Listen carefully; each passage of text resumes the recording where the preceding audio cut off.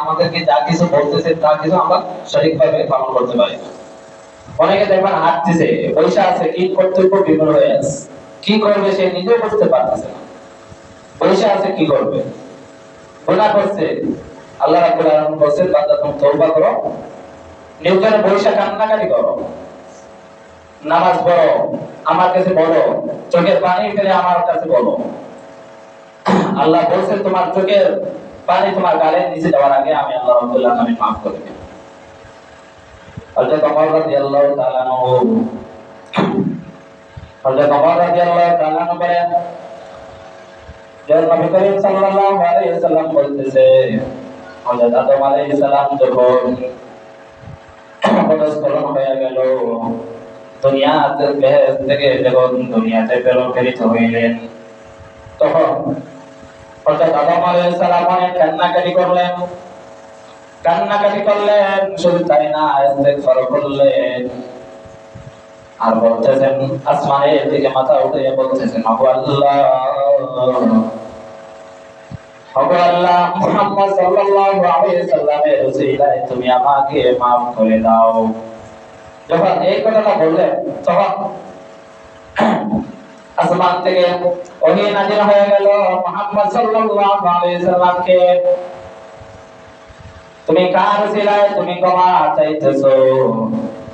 ওই সময় আদম আলাইহিস সালাম আল্লাহকে ডাক দিয়া বললেন, আল্লাহ, আপনি আমাকে যখন সৃষ্টি করেছিলেন তখন আমি দেখতে পাই আরশে লেখা ছিল লা ইলাহা ইল্লাল্লাহ মুহাম্মাদুর রাসূলুল্লাহ সাল্লাল্লাহু আলাইহি ওয়াসাল্লাম। আমি এখানে লিখিত দেখতে পাই উনিকে নিশ্চয় আমি জানি হযরত মুহাম্মদ সাল্লাল্লাহু আলাইহি ওয়াসাল্লামের চেয়ে অধিক আর কেউ মর্যাদাশীল হইতে পারে নাই। সেই জন্য আমি তার নামের উসিলায় আমি আপনার কাছে ক্ষমা চাইতেছি, কারণ আপনার নামের সঙ্গে তাহার নাম লেখা ছিল, তার চেয়ে মর্যাদাশীল আর কেউ হইতে পারে নাই। এই জন্য আমি আপনার মুহাম্মদ সাল্লাল্লাহু আলাইহি ওয়াসাল্লামের উসিলায় ক্ষমা চাইতেছি। ওই সময় আবার ওহী নাযিল হলো আসমান থেকে, না আদম, তুমি কি জানো না উনি ছিলেন আখের নবী, উনি হলেন আমার বন্ধু হযরত মুহাম্মদ সাল্লাল্লাহু আলাইহি ওয়াসাল্লাম। হে আদম, ওনাকে যদি আমি না বানাইতাম তুমি আদমকেও আমি পয়দা করিতাম না। দেখেন আমার নবীর কতটুকু দাম। হযরত আদম আলাইহিস সালামকে বলতেছেন যে তোমাকে যদি মুহাম্মদ সাল্লাল্লাহু আলাইহি সাল্লামকে যদি আমি না বানাইতাম আমি তোমাকেও পয়দা করিতাম না। দেখেন হযরত আদম আলাইহিস সালাম আমার নবীর উসিলায় ক্ষমা চাইতেছেন, অবশেষে নবীর উসিলায় মাগফিরাত প্রার্থনা করতেছেন আর বলতেছেন, আল্লাহ, মুহাম্মদ সাল্লাল্লাহু আলাইহি সাল্লামের উসিলায় তুমি আমাকে maaf করে দাও।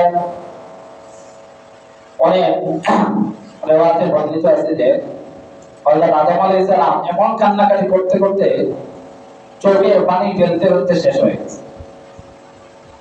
হাদিস ইবনে আব্বাস রাদিয়াল্লাহু তাআলা বলেন যে নবী হযরত আদম আলাইহিস সালামের কান্না কতটুকু, দুনিয়ার সমস্ত কান্না যদি একত্রিত করা হয়, দুনিয়ার মানুষের সমস্ত কান্না যদি একত্রিত করা হয়, হযরত আদম আলাইহিস সালামের কান্নার সমান হইতে পারে।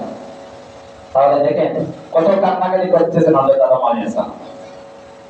শুধু তাই না, হযরত আদম আলাইহিস সালাম 40 বছর লজ্জিত হয়ে আসমানের দিকে মাথা উঠান নাই। 40 বছর লজ্জিত হয়ে মাথা উপরের দিকে তুলেন নাই।